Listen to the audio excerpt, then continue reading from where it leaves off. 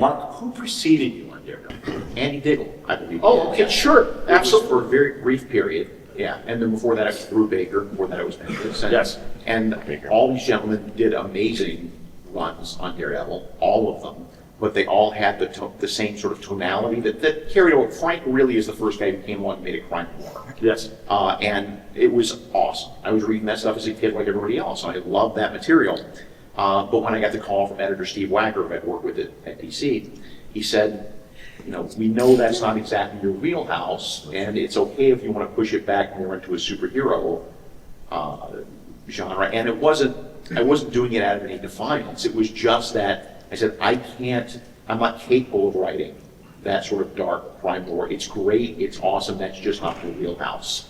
So can we go back a little bit, dial the thing back a little bit further, and not make it lighter, because I will go to my grave, I'll die on this hill saying that horrible, awful things happened to Matt during the run.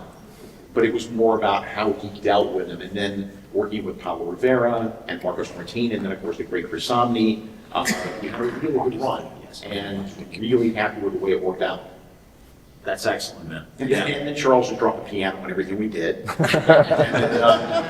but that's good, though, because truly, and obviously it depends on how it responds to us as the audience, but sometimes it is like, all right, now I want a different facet or whatever. I mean, I read enough Silver Age and Bronze Age Daredevil prior to Mackenzie and Frank to appreciate a different and a more swashbuckling Daredevil, if you will. So let me just, I just want to clarify for those listening at home who couldn't see the facial expressions. I kid, yes, I kid. Everybody who comes on the book gets to have their own take and gets to start from wherever they need to start, because that's, otherwise you're just doing karaoke from the last person who came along. Very true. All right, Charles. Yep. Yeah, let's response. But they're really, Charles, truly one of my favorite runs, and I really appreciate. Well, first of all, Charles, your own background as a lawyer yourself. Well, that's where I was gonna start. So I am, as far as I know, the only former practicing attorney who's written Daredevil. I had a law practice for many years. It overlapped with the start of my time in Marvel. And so when I came on board, that was something that the then editor-in-chief, Axel Alonso, was like, you know, this is interesting, and maybe there's some projects that you know, you could fit for. And the first one that lined up for me along those lines was She-Hulk. And so I did a run with Javier Pulido and Ron Wimberly. That was, you know, that was one of my favorite creative things I've ever done. It landed really well. People really seemed to like it. And one of the things that really worked in it was the fact that I leaned into She-Hulk being an attorney, because I could write some of those issues with a level of expertise, which is not to say that the other Daredevil writers weren't able to do that. I mean, Mark nailed a lot. You got a lot right. Thank you. Yeah. And so Daredevil was always circling around as something that maybe I would get the chance to do. And so when Mark was wrapping up his run, Axel came to me and said, would you like to take it over? And I said, absolutely. But I was presented with a real problem, which was that in Mark's excellent run, that I truly loved. Like, it made me so happy. I think there was some of the you know, school children trapped in the snow issue. Like, there's so many amazing issues of Mark's run. But he took away his secret identity. And while that was like a really, really smart decision for his run, one of the things that I really wanted to focus on in my run, understandably, was Matt Murdock, attorney. And there was no way that Matt Murdock could be like running around on rooftops, beating people up publicly, known as Daredevil, and then go stand in a courtroom the next day and like try to defend criminals. It was impossible. So I had to find a way to put his secret identity back in the bottle. And I did, through elaborate Marvel Universe continuity craziness, Purple Man stuff, whatever. It doesn't matter. The reason I did that was not to trample on the great work that Mark had done, or even other people who had pulled him away from, say, his Catholicism or his legal work, or any of the other elements that other writers didn't want to focus on as much as I did.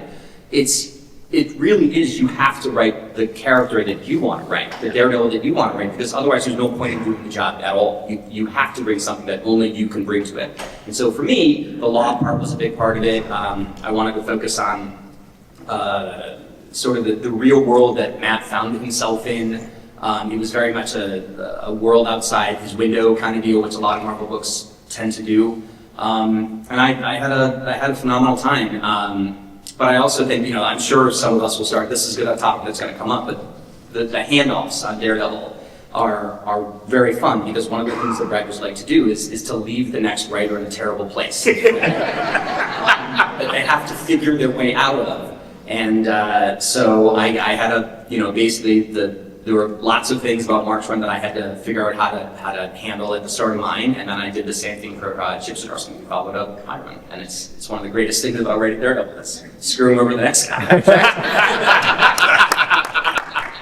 All the writers over the years that I've talked to about that have said that with glee. All right, Daredevil's in jail. Your turn. All right, how am I going to do this? But great runs. And I'm so glad you guys acknowledge, like, Drew Baker, Diggle, Bendis certainly, and everything. Great stuff. Chip just did a great run. Now, Aaron is in the midst of the current run. And CB, I'll ask you, and forgive me, I have it on my iPad, but right now I'm recording.